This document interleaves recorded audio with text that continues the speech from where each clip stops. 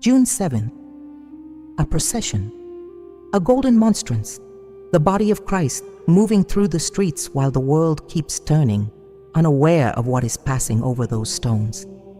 And while that happens, while the Blessed Sacrament moves through the crowd, something stirs on the other side, something Saint Teresa of Jesus saw with a clarity that left her speechless for hours, something that has everything to do with your loved ones who have died, with that name you carry quietly inside you, with that weight you can't quite put into words but feel in your chest every time you light a candle for them and wonder if it's enough.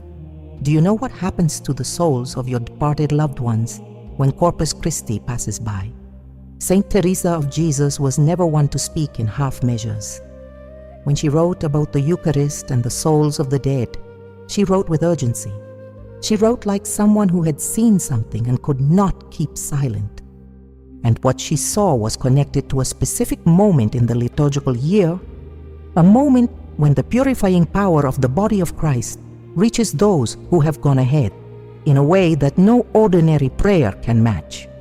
June 7th is that moment. And there is something you can do before it arrives and while it is happening, so that your departed loved ones receive what they have been waiting for. Write in the comments right now, "Lord, may your body purify them."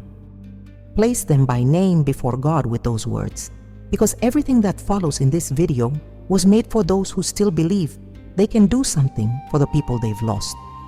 Subscribe to this channel. Every week, there is something here that a devoted Catholic needs to know and will not find anywhere else.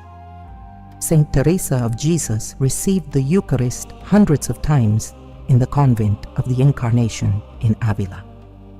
Hundreds. And yet there was one morning.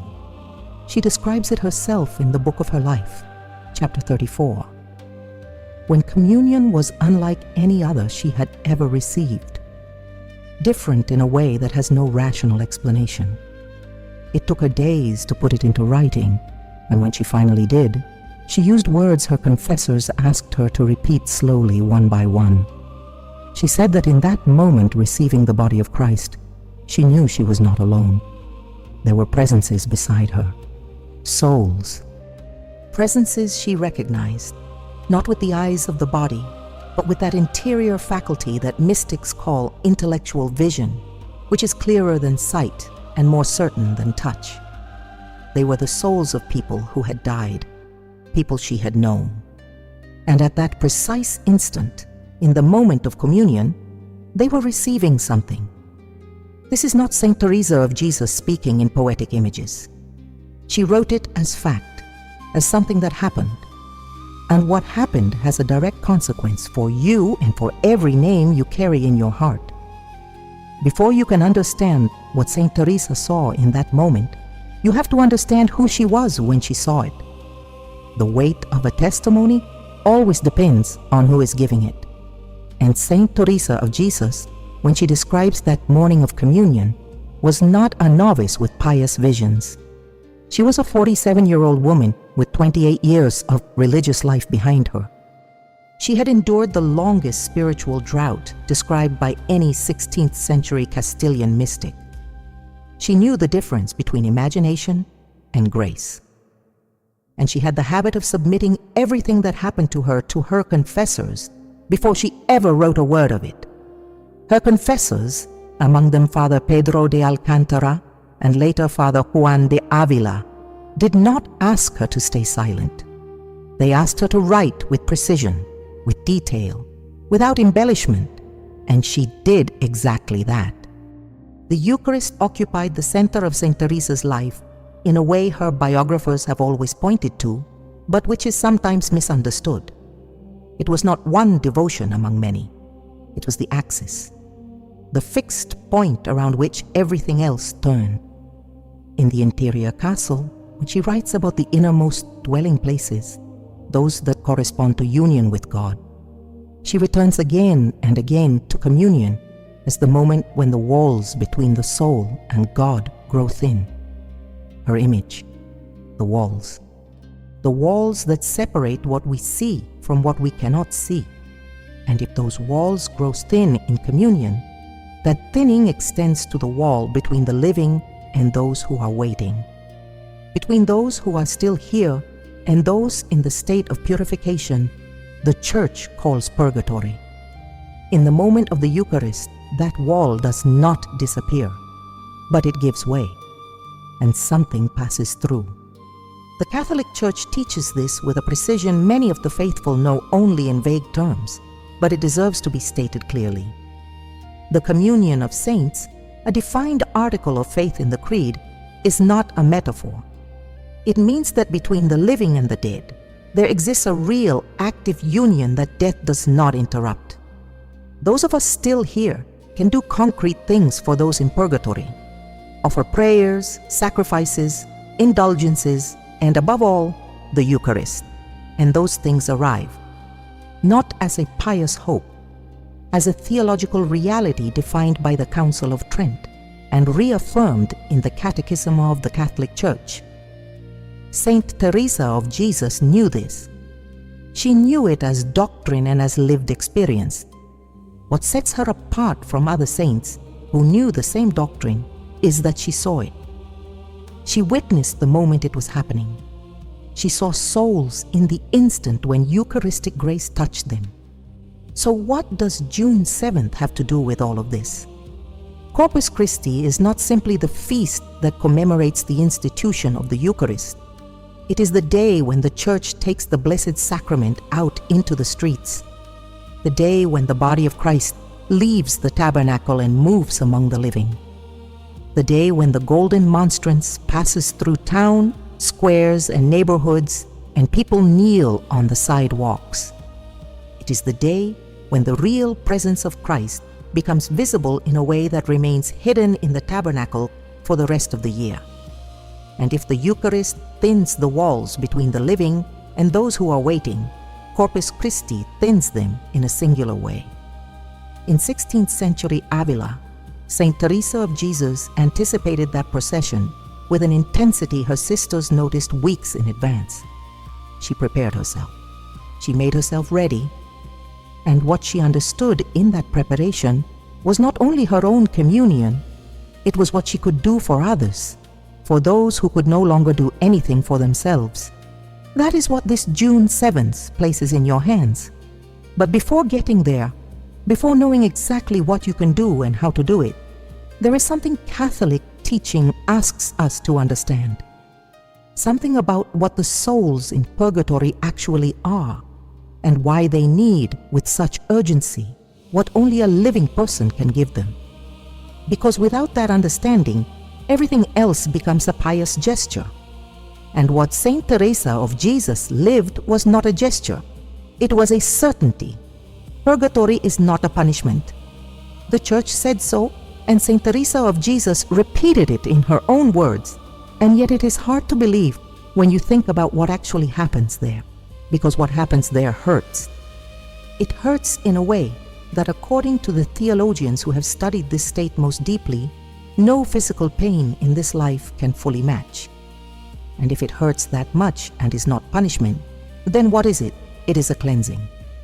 Saint Teresa of Jesus describes it in the book of her life by comparing purgatory to what she herself felt in certain moments of prayer, when God showed her her own imperfections with a clarity that was both painful and full of love. That clarity hurts, she writes, because the soul sees in that moment everything that still separates it from God. Its attachments, its small acts of cowardice, its disordered affections, its failures of attention. And that vision produces an ardor that is not divine anger. It is thirst. The soul in purgatory thirsts for God with an intensity that no soul in this life can reach, because it has already seen Him. It already knows what He is. And there is still something standing between it and Him. That is what is being cleansed there, the remaining distance. The Church teaches, and Saint Teresa of Jesus confirms from her mystical experience, that the living have a real capacity to intervene in the purification of the dead, not through magic, through love that acts through the communion of saints. The network of grace Christ wove between all his members, living and departed. And here is the point that changes everything. The souls in purgatory can do nothing for themselves, nothing at all. They wait, they burn, they thirst, and they depend entirely on what the living choose to do for them.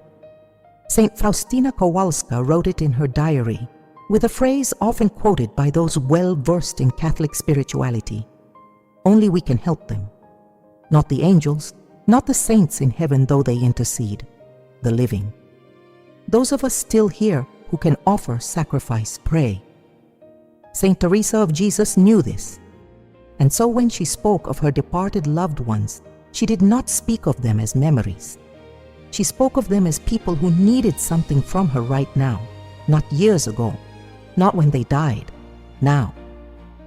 That urgency is what many faithful people lose over time. At first, when someone dies, devotion for that person runs strong. Masses are offered, the rosary is prayed, indulgences are sought. But with the months, with the years, that urgency fades. Life goes on. The grief softens at the edges. And that person's name gets tucked into a corner of memory, brought out only on certain anniversaries or when something stirs it back to the surface. Saint Teresa of Jesus warned against that, not with reproach, with honesty about how things actually work. Because if that person's soul is still being purified, your forgetting doesn't change their situation. They are still there, still waiting, still thirsty. And you, who could be doing something, are going about your days without doing it, because the urgency wore away. Corpus Christi on June 7th is the chance to break that forgetting with something concrete. But there is still a question that hasn't been answered, and it may be the most important one at this moment. Why does Corpus Christi carry a special power for the departed? What makes this day different from an ordinary Monday when you receive communion before heading off to work? The answer lies in what the Eucharist is, not only in what it does. To understand that, we need to go to something Saint Teresa of Jesus wrote in The Way of Perfection, a book she herself described as her instructions for the younger sisters, the ones who had not yet fully understood what they were holding every time they received communion. In that book, Saint Teresa of Jesus asks her sisters something that sounds almost like a challenge. Do you know what it means to pray well? To pray well is to know who you are speaking with. And to know who you are speaking with in communion is to know that the one now inside you is the same one who rose from the dead, the same one who has power over death, the same one whose blood poured out on Calvary opened what had been closed before. What had been closed was heaven, but also purgatory, in the sense that before Christ's sacrifice, no purification was possible. Purgatory exists because Christ died, because his death made it possible for souls that are not perfect, but are not condemned to have a path toward him. And every communion applies that sacrifice in a real way, not a symbolic one, to the soul receiving it and to the souls being offered for. That is why the Mass is the most powerful prayer that exists for the departed. That is why the Church recommends Gregorian Masses, 30 consecutive Masses for one soul, based on a revelation to Pope Saint Gregory the Great about a soul being freed upon their completion. That is why saints across the centuries, one after another, insisted that offering communion for a departed loved one is the most effective thing a living person can do for someone who has gone ahead. And Corpus Christi on June 7th is the day in the year when that offering carries something more. Something Saint Teresa of Jesus described in her writings with a word her confessors underlined when they reviewed the manuscript. That word is what opens what comes next. The word Saint Teresa of Jesus used was intensity, not power, not magic, not miracle, intensity. And the difference between those words is the whole difference in the world, for a Catholic who wants to understand what they are actually doing when they offer a communion for their departed loved ones on Corpus Christi. Power suggests something external being switched on. Magic suggests a formula that works on its own. Miracle suggests an exception to the rules. Intensity suggests something different entirely. The same grace that was always there, but more concentrated, like the summer sun compared to the November sun, the same sun. But what it does in August is not what it does in December. Corpus Christi is August for the souls. Saint Teresa of Jesus lived it that way. And what she describes in her writings about the great liturgical feasts is not a sentimental attachment to the church calendar. It is an account of something she experienced in her own body and soul across decades of interior life. The great feasts, she writes in the book of her life, are not the same as ordinary days. The church does not celebrate them out of custom. It celebrates them because on those days, something real happens in the economy of grace.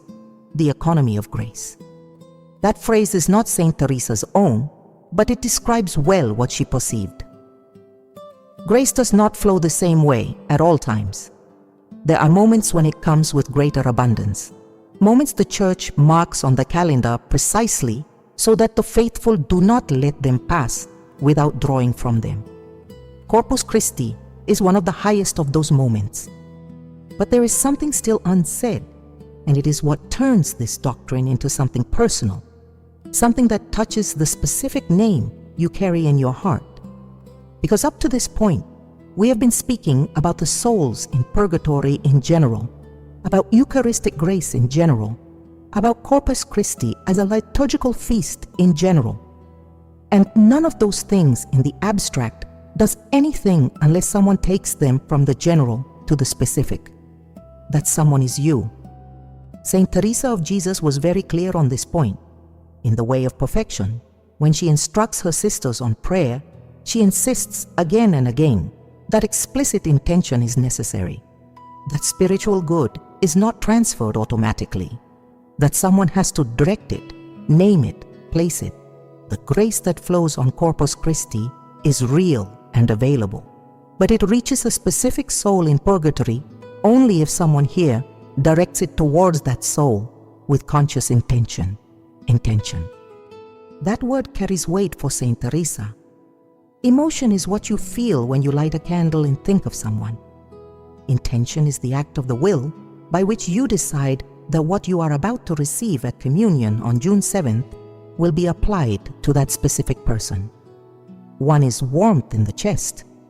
The other is a deliberate decision. Saint Teresa of Jesus practiced the second, and her fruit, the documented accounts of souls appearing to thank her for her intercession, came from that precision.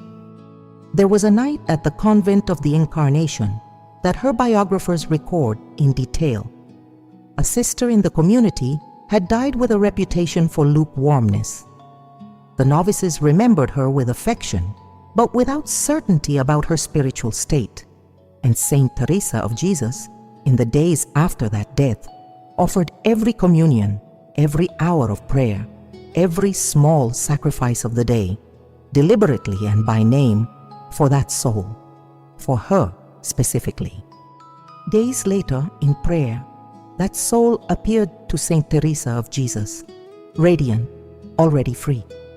And what she communicated in that interior encounter was something Saint Teresa wrote down in the book of her life with, according to her confessor, a trembling hand, that the precision had mattered, that being named had mattered, that love with a face is more powerful than love without one. This is what June 7th places in your hands, the chance to do exactly that, to name, to direct, to turn the extraordinary grace of Corpus Christi into something that reaches a specific person who has been waiting for someone to finally do this. And here, something still remains unanswered. Because if intention matters so much, if naming matters, if precision carries real spiritual weight, then the question that follows is this: what condition does the one who offers need to be in for that offering to arrive clean? Can someone in mortal sin offer communion on Corpus Christi for their departed loved ones and expect that offering to carry the same weight as that of someone who arrives at the altar in a state of grace? Saint Teresa of Jesus answered this with a clarity her confessors did not expect. And the answer is not what many would want to hear, but it is the answer that changes everything about how to prepare for June 7th. There is a phrase of Saint Teresa of Jesus in The Way of Perfection that her sisters copied into their personal notebooks. A phrase that circulated in Carmelite convents for decades before scholars systematized it. It is not the most frequently quoted line in her writings. It does not appear on the first page of any anthology. But for someone who carries a departed loved one in their heart and wants to do something real for them on June 7th, this phrase changes everything. In her own words, Saint Teresa of Jesus wrote, "I am not asking you now to think about him, or to form many concepts, or to make great and subtle considerations with your understanding. I only ask that you look at him. Just look." That was what she asked of herself before receiving communion. To look, to be present with who she was receiving. And from that gaze, from that presence, to make the offering. Because an offering that comes from someone who truly looks carries a different weight than one that comes from someone going through the motions while their mind is elsewhere. But before the gaze, Saint Teresa of Jesus required something more, something her sisters understood and that she never negotiated. She required cleanliness, not perfection. Cleanliness. The difference between the two is the difference between the impossible and the possible. No one in the convent had perfection. Cleanliness was within reach. Cleanliness meant being in a state of grace. And to arrive in a state of grace before such a powerful liturgical day as Corpus Christi, Saint Teresa of Jesus pointed to a path she herself walked without exception. Confession. Go to confession before Corpus Christi, not as a formality, as real preparation, as the act of standing before God with everything you are carrying, setting it down, and arriving at the altar on June 7th without that weight. Because the grace that flows on Corpus Christi reaches everyone who receives communion, but the grace that a living person can channel to a departed loved one through that communion depends, according to church teaching and according to what Saint Teresa of Jesus lived and described, on the condition of the channel. And the channel is the one receiving communion. A clean channel lets more through. A channel obstructed by non-mortal sin already hinders the flow. A channel blocked by mortal sin cuts it off. This is not a teaching rooted in moral severity. It is a teaching rooted in practical mercy. Because if what you want is for as much as possible of that Corpus Christi grace to reach your departed loved one, then the most logical, the most loving, the most effective thing you can do is arrive clean. And for arriving clean, there is the sacrament of penance. Saint Teresa of Jesus went to confession with a frequency her confessors sometimes found excessive until they understood her reasoning. She did not confess out of scrupulosity. She confessed out of love for what she was about to receive, out of reverence for those she was about to offer it for. Because she knew that between herself and Christ, and between herself and the souls that depended on her offering, nothing could be allowed to stand in the way. That reasoning is what guides the preparation for June 7th, and there is a historical detail that reinforces all of this with a force that no theological argument alone can match. In the year 1264, Pope Urban IV established the Feast of Corpus Christi as a universal celebration of the Church. He commissioned St. Thomas Aquinas to compose the liturgical texts. And St. Thomas Aquinas, the most precise theologian in the history of the Church, chose for the hymn of the Corpus Christi procession a phrase that captures everything we have been saying, quantum potes, tantum audi, which in English comes to this: dare as much as you can, dare. because grace always surpasses the human capacity to receive it. But the disposition of the one receiving does matter. It has weight. It changes what happens. Saint Teresa of Jesus knew this. That is why she never let Corpus Christi pass without preparing, without confessing, without naming her departed loved ones before arriving at the altar, without knowing exactly for whom she was offering that communion. The state of the one who offers matters. Cleanliness matters. Confession before June 7th matters. And what comes next is the complete practice, step by step, that Saint Teresa of Jesus left in her writings and that the Carmelite tradition has preserved to this day for anyone who wants to put it into use. But before reaching that practice, there is still one question that hasn't been answered, and it is the most pressing one. A question that Saint Teresa's own confessors asked her directly when they read her descriptions of souls receiving grace through her communion. They asked her, how do the souls in purgatory know that someone is naming them? How does that communication work when it passes through neither sound nor time nor space? What Saint Teresa of Jesus said in response to that question is one of the most serene passages in the book of her life. There is no astonishment there, no drama. There is calm. The calm of someone who has thought deeply about something for a long time and arrived at a certainty that no longer stirs up agitation, only peace. The souls in purgatory know it, she writes, in the same way the soul knows many things in deep prayer, without words, without images, without process, by infusion, like light coming through a crack in the wall without anyone having called it in. That explanation is theologically precise. The communication between the living and the departed in the communion of saints does not pass through the ordinary channels of human perception. It is not telepathic in any psychological sense. It is supernatural in the strict meaning of the word. It operates above nature, through grace, with God as both intermediary and channel. When you name your departed loved one before receiving communion on June 7th, that intention rises, not like a message traveling through the air, like an offering entering the current of grace that Christ opens in that moment, reaching the soul wherever it waits. God sees it, and what God sees in His providence, He applies. This is not spiritualism. It is Catholic doctrine. It is the communion of saints in its most active and most concrete expression. And the difference between understanding it this way and letting it become something vague and sentimental is the difference between doing something effective and doing something that feels good but never quite arrives. Saint Teresa of Jesus insisted on that difference. She insisted that devotion without direction is affection without aim. Affection without aim dissipates. It fills the heart of the one who feels it, but it doesn't necessarily reach where it should. That is why preparing for June 7th has steps, concrete steps. The first you already know, confession, cleansing the channel before the date arrives. But there is a second step Saint Teresa describes in the way of perfection that many faithful Catholics skip without realizing what they are leaving undone. That second step is the vigil.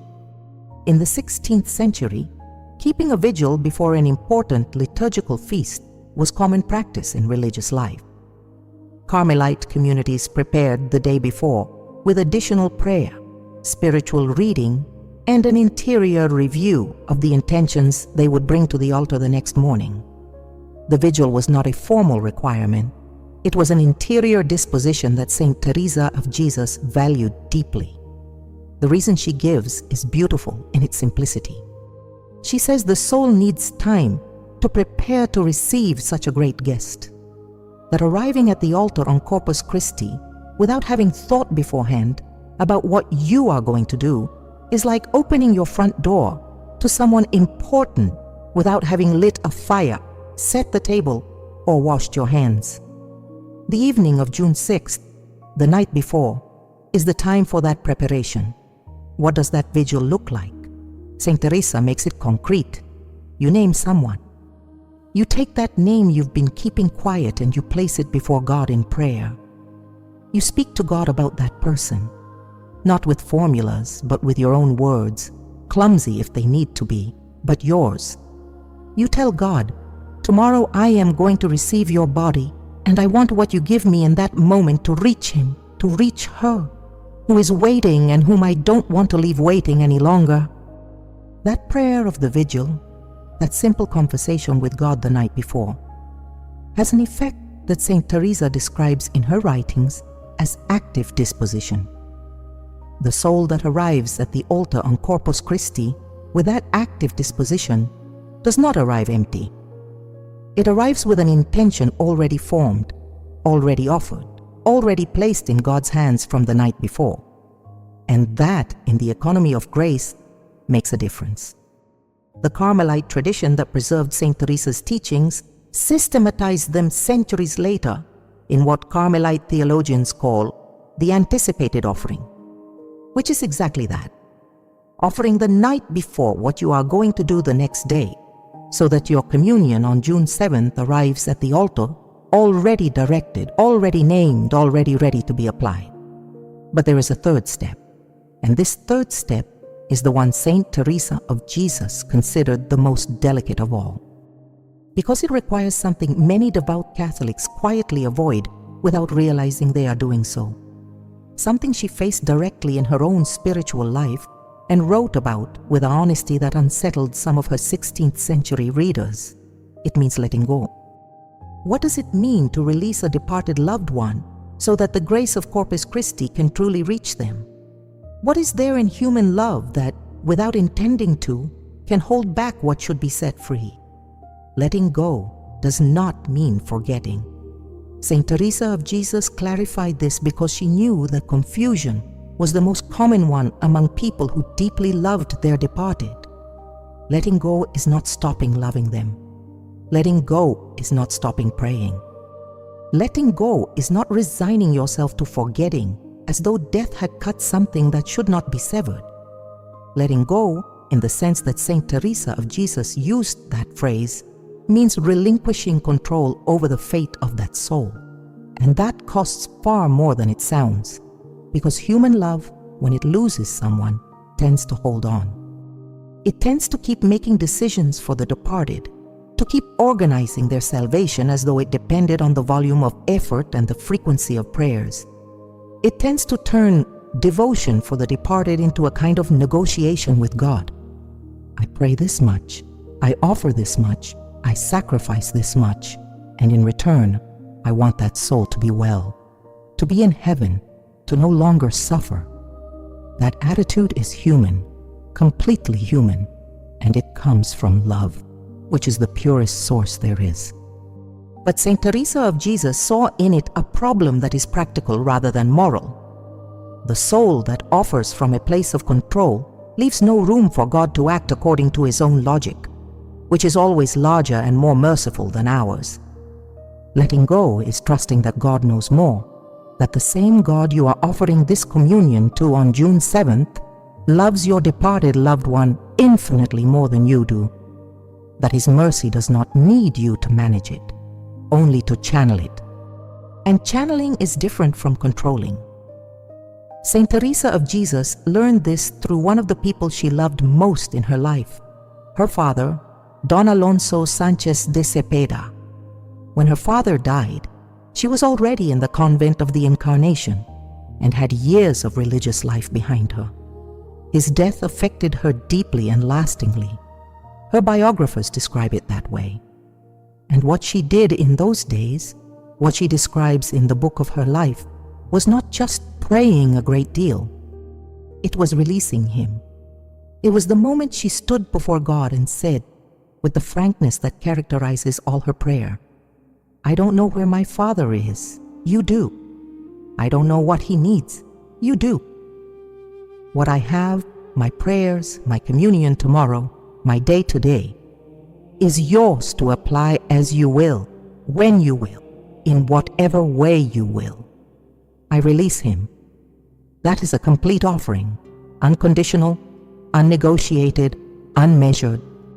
And what happened after that surrender was something Saint Teresa of Jesus had not expected.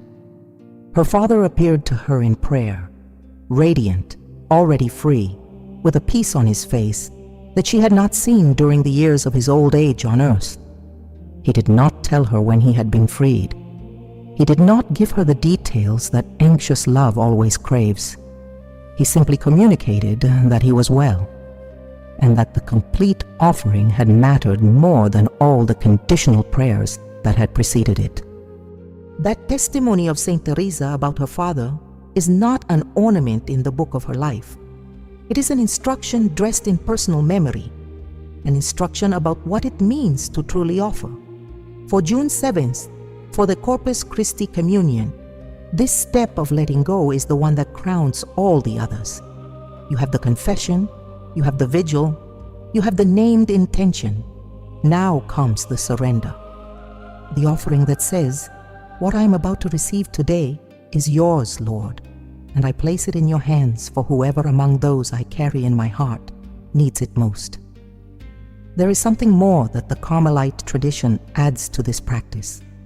Something Saint Teresa describes in the book of her Foundations, with a simplicity that contrasts with the depth of what she is proposing. She speaks of what she calls the moment after, the moments following the reception of the body of Christ, which are, according to Saint Teresa of Jesus, the most precious of the entire day. In those minutes, she writes, Christ is within, present, real. And what you ask of him in those minutes, what you offer to him in those minutes, arrives in a way that no other moment of the day can match.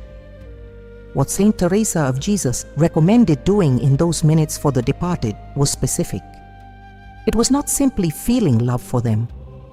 It was speaking directly to Christ, with the name of the departed person on your lips, asking him to take what you had just received and apply it to that particular soul.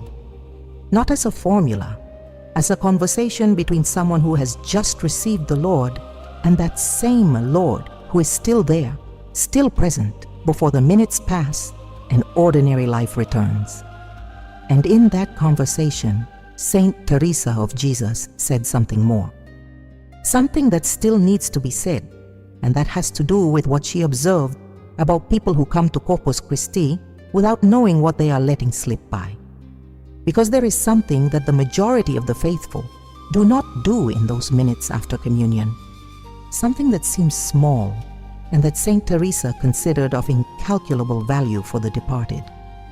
The minutes after communion are the most wasted in the spiritual life of most Catholics. Saint Teresa of Jesus observed this with a sadness that stayed with her for years. She saw it in her sisters in the convent. She saw it in the faithful who approached the altar in church and were back in their own thoughts within 20 seconds of having received the Lord. She saw it and wrote about it with a candor that made more than one devout reader uncomfortable. She writes in The Way of Perfection that some people seem to be in more of a hurry after communion than before, that they rise from the kneeler with the same speed they would rise from a chair in a waiting room, as if the most important thing has already happened, as if communion were the destination rather than the beginning of something. For Saint Teresa of Jesus, communion was the beginning. The moment Christ entered, and the time that followed immediately afterward, those minutes of silence and presence, was the time of the real encounter. The time when the deepest requests, the ones the soul holds and cannot quite find words for in ordinary prayer, could finally come out. And among those requests, the most urgent were always those for the departed. Why the departed in that specific moment? Saint Teresa gives a reason her theological commentators have consistently highlighted. In those minutes after communion, she says, the soul of the one who has received is at its closest point to the souls in purgatory. Both are before Christ. Both have him near in a way that the rest of the day does not allow. And that shared nearness, that simultaneity before the Lord, creates a particular openness for the communion of saints. Saint Teresa of Jesus does not speak in metaphors when she describes the interior life. She speaks of realities she has experienced and tries to pass on with whatever words she has, knowing those words never fully reach what they are trying to say. What she proposes for those minutes after communion on Corpus Christi is this: stay. Do not stand up. Do not check the time. Do not start thinking about what comes after Mass. Stay in that state of presence, eyes open or closed, it doesn't matter, with the name of the departed placed before the Lord the way you place a piece of paper into the hands of someone you trust, and simply be there while grace does what grace knows how to do. Saint Teresa of Jesus called this, in the language she used with her sisters, the prayer of quiet. Not the quiet of someone with nothing left to ask, the quiet of someone who has asked everything they know how to ask and now allows God to respond as God responds, which is not always in words but is always in something. And in that quiet, she says, the souls of the departed receive. Now, there is something Saint Teresa of Jesus warned about with a firmness that appears almost nowhere else in her writings, a warning her confessors considered so important they underlined it in the original manuscripts, a warning about what happens when someone lets Corpus Christi pass without doing anything for their departed, without offering it, without naming anyone, without the vigil, without the intention, without the minutes of quiet afterward. This is not a warning about punishment. Saint Teresa of Jesus never spoke about spirituality in terms of punishment for the living, but she did speak of loss, of the irreversible loss of an opportunity that, once the day has passed, does not return with the same intensity until the following year. The souls in purgatory, she writes, await Corpus Christi the way someone in the dark waits for the moment when someone opens a window. They know that on that day, grace flows in a special way. They know that their loved ones still on earth have in that day an instrument of a potency that does not repeat itself with the same concentration for the rest of the year. And when the day passes, without anyone having named them, without anyone having directed toward them the grace that was available, the pain of that waiting grows longer. That is what Saint Teresa of Jesus did not want to happen. That is why she wrote about this. That is why she instructed her sisters. That is why she left in the way of perfection, and in the book of her life, and in the interior castle, the keys we are walking through here, so that you, carrying that name in your chest, do not let June 7th pass without doing what only you can do for him, for her, for all those who are waiting. You have the confession, you have the vigil, you have the intention, you have the surrender, you have the minutes afterward, and you have the warning. What remains is the complete practice, brought together in a single act that Saint Teresa of Jesus described in the interior castle, with the precision of someone who has walked that road many times and wants to make it possible for others to walk it too. An act that gathers all the previous steps into a single offering, one single offering, that on June 7th has the power to carry grace to where no ordinary prayer can reach. In the interior castle, Saint Teresa of Jesus describes the innermost dwelling places of the soul as the place where union with God occurs. And in that place, she says, everything the soul carries with it, its loves, its griefs, its departed, is transformed, purified, lifted. That transformation is not only for the soul that prays, it radiates outward. It reaches those whom that soul carries within. This is the logic of the complete practice for Corpus Christi on June 7th. A practice that Saint Teresa of Jesus did not describe as a ritual with numbered steps, because she never spoke of the interior life that way. She described it as an attitude, a disposition that embraces all the previous steps and turns them into a single thing, a deliberate, clean, directed act of love. The first movement is confession, which you already know, the week before June 7th. Not on the day itself if you can help it, because on the day itself, you want to arrive at the altar with your heart already prepared. not with the rushed feeling of someone who just stepped out of the confessional with their mind still on what they said the week before, with time, with calm, with the intention of arriving at Corpus Christi without the weight that confession removes. The second movement is the vigil, the night of June 6th, a conversation with God that does not need to be long or eloquent. It only needs to be real. Place the name. Speak to God about that person with the words you have. Tell Him what you felt for them. Tell Him what you want for them. And end with what Saint Teresa of Jesus considered the most important phrase in the entire anticipated offering, a phrase she repeats in different forms across all her writings. Your will be done, Lord, not mine. That is releasing. That is the surrender. And this happens the night before the seventh arrives. The third movement happens during the Mass itself. Before communion, at the Agnus Dei, when the priest raises the host and says, Lord, I am not worthy that you should enter under my roof, but only say the word, and my soul shall be healed. At that moment, Saint Teresa of Jesus recommended her sisters make the explicit intention for the departed. In silence, with the name of the departed placed before the heart, say to the Lord, what I am about to receive now, I want it to reach him, to reach her. Not aloud, not with elaborate words, with one simple act of the will, with the interior gaze resting on that name. That is the third movement. The fourth happens after communion, the minutes of quiet, the minutes of presence, with Christ within and the name of the departed on your lips or in your heart. No formulas needed. Speak to the Lord about that soul the way you would speak to a doctor about someone who is ill, with trust, with detail if you have the words, with brevity if words don't come, but with the certainty that He is listening and that what you ask of Him in that moment, in that state of communion, carries a weight that no other prayer in the year carries in quite the same way.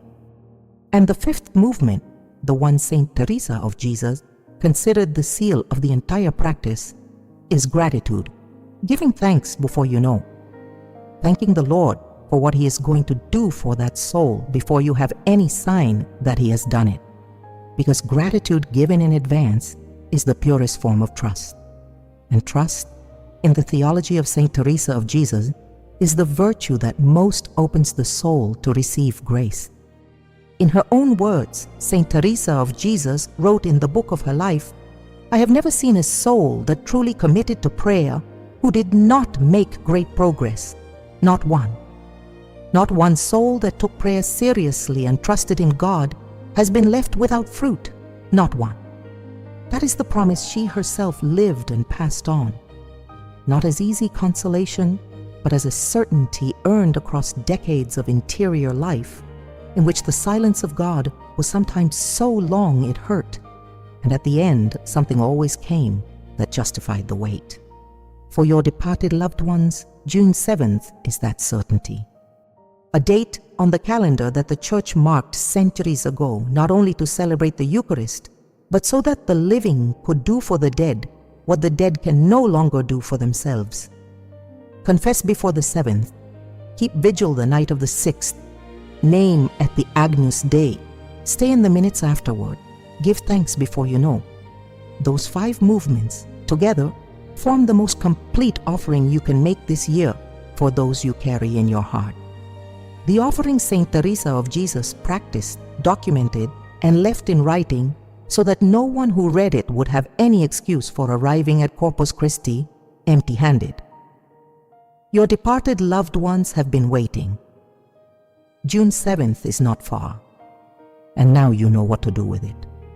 On the night of June 6th, when the house is quiet and there is no one to interrupt, take out that name, the one you have been holding for months, perhaps for years, the one that surfaces on its own when you least expect it and leaves you with that strange mixture of love and weight that has no other name than loss.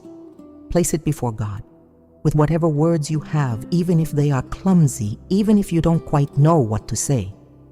Tell God who that person was to you, what you felt when they left, what you feel now, with time on top of you and life carrying on as if nothing happened, and that gap that no one else sees, but that you carry every day without saying it to anyone. And then tell him this, in whatever words you choose, but with this meaning. Tomorrow I am going to receive you, and what you give me in that moment, I want it to reach him, to reach her. I place it in your hands. That is the vigil. That is enough. God does not need eloquence.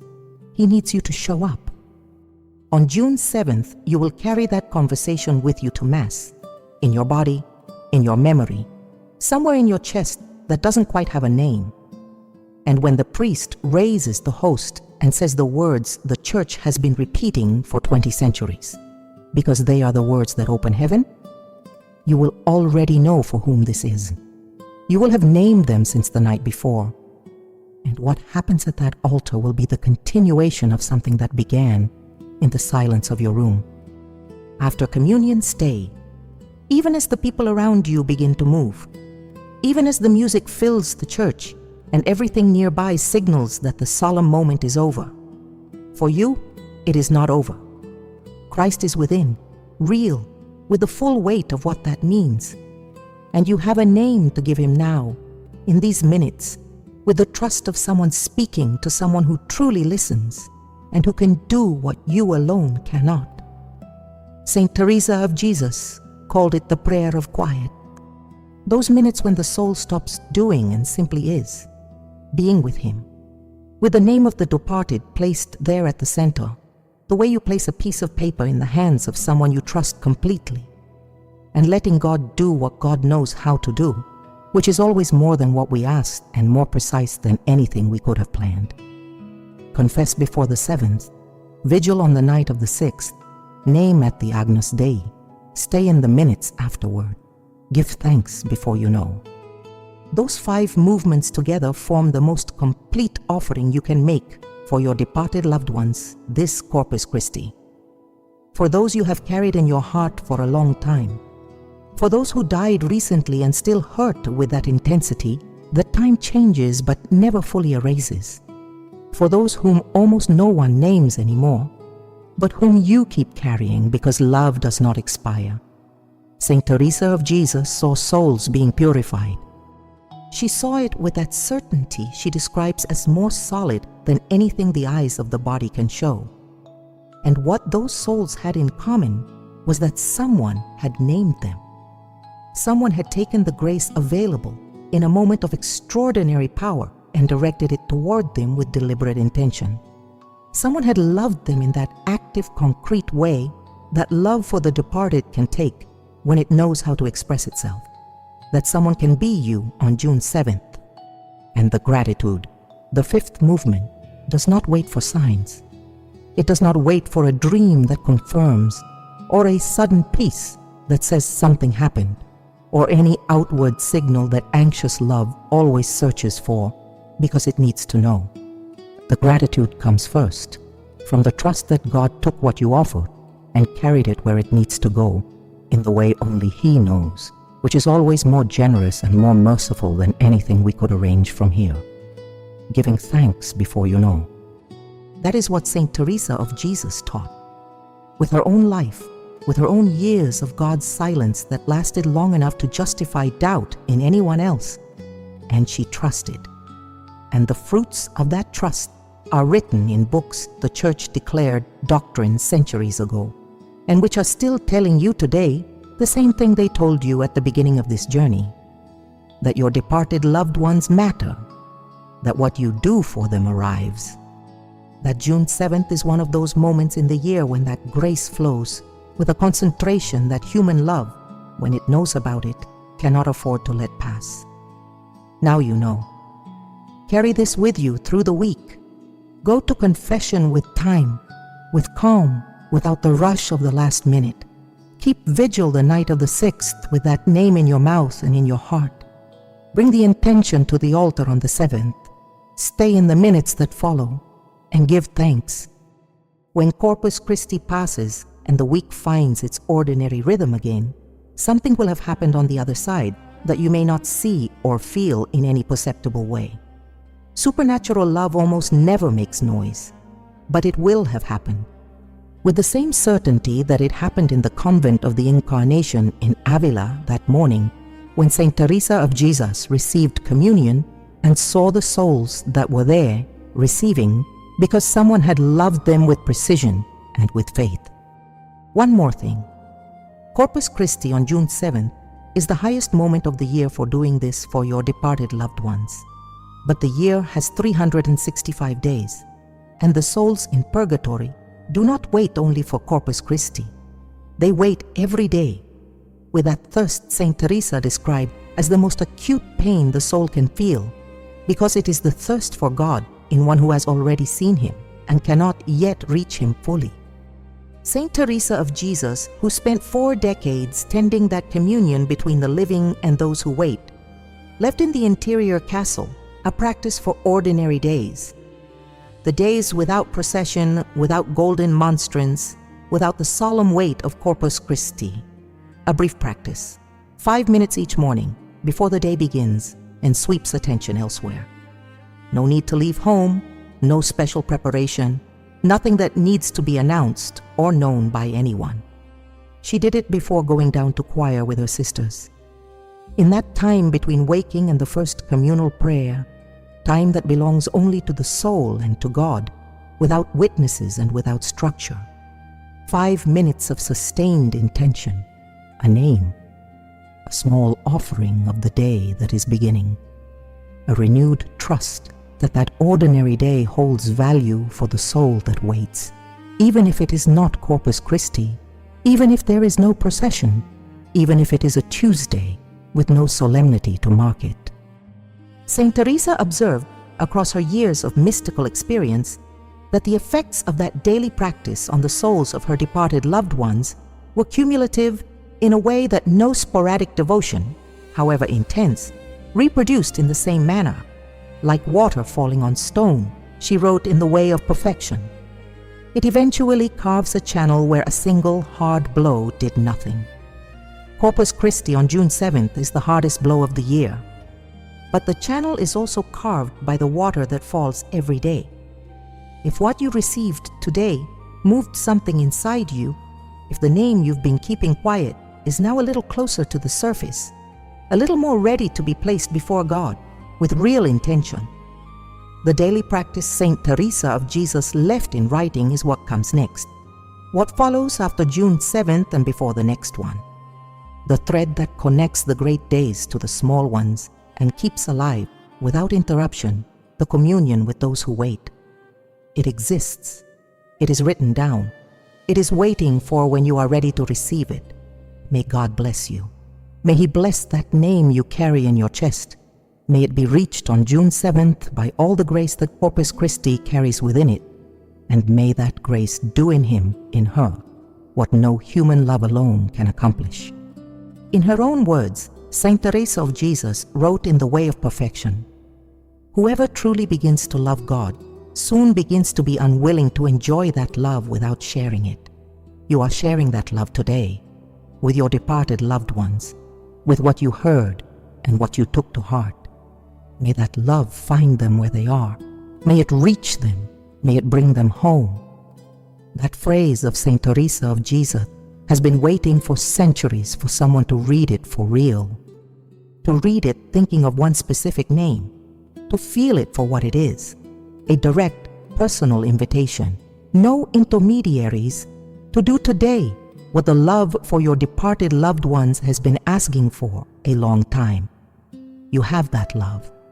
You proved it with the time you gave, with the attention you held, with the name you carried all the way here without letting it go. June 7th is close. The grace will be available, and now you know what to do with it. Confess. Keep vigil. Name. Stay. Give thanks. 5 words that Saint Teresa of Jesus lived one by one, left in writing one by one, and that today are yours to carry to the altar of Corpus Christi and offer for those who need them most. May the Lord find you ready that day. May He find you with that name in your heart and your hands open. And may what happens at that altar travel to where it needs to go, cross what it needs to cross, and reach the soul that has been waiting for someone to do exactly this. Go in peace, and may that peace be for them too. There is something those who have lost someone know that is hard to explain to anyone who hasn't lived it. Grief has a particular texture on feast days. The big days on the calendar, the ones the family used to celebrate together, the ones that had a familiar smell and sound and light. Those days hurt differently. They hurt because the gap shows more, because the absence fills the space where that person used to be. Corpus Christi can be one of those days. It can be the day when that absence weighs more because it was a feast that person loved, or because you remember going to Mass with them, or simply because the liturgical year has a rhythm that grief learns to follow, whether it means to or not.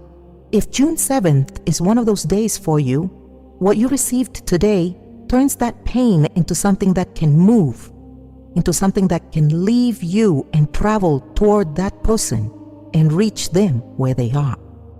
Pain that has nowhere to go stays inside and weighs. Pain that becomes an offering travels. Saint Teresa of Jesus knew this. That is why she did not let grief hold her still. She turned it into spiritual action, into deliberate communion, into a named and surrendered offering given over to God, with the trust that He knows what to do with love that comes wrapped in tears. That is what June 7th places in your hands. A way for the pain of losing someone to become the most loving thing you can still do for them. God sees you, and He sees them too. He sees all of them, and that is enough. It always is.